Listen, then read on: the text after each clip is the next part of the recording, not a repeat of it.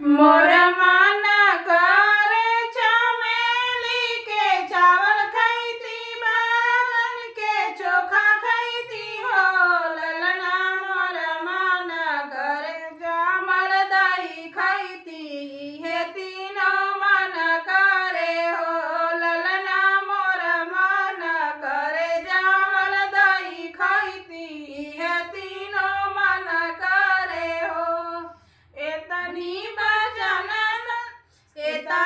बचन सासु सुनली, सुनहु नहीं पवली हो ललना। डलिया डलिया चौरा चोरवली, ये कहूँ नहीं छोड़ेली हो ललना। डलिया डलिया चौरा चोरवली, ये कहूँ नहीं छोड़ेली हो।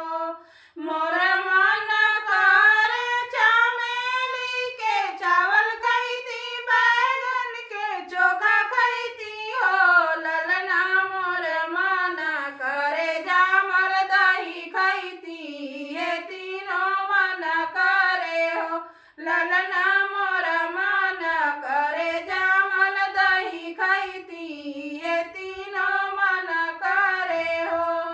एतनी बचन सुठनी सुननी, सुनहु नहीं पवली, सुनहु नहीं पवली। जेठनी डलिया डलिया बैगन चोरवली, ये कहूँ नहीं छोड़ेली हो। जेठनी डलिया डलिया बैगन चोरवली, ये कहूँ नहीं छोड़ेली हो। मोर मन करे चमेली के चावल खैती, बैगन के चोखा खैती हो ललना। मोर मन करे जामल दही खैती, हे तीनों मन करे हो ललना। मोर मन करे जामल दही खैती, हे तीनों मन करे हो।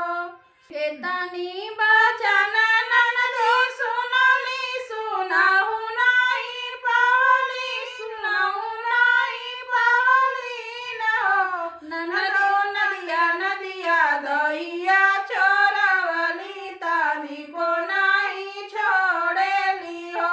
ननदो नदिया नदिया दहिया चोरवली, तनिको नहीं छोड़ेली हो।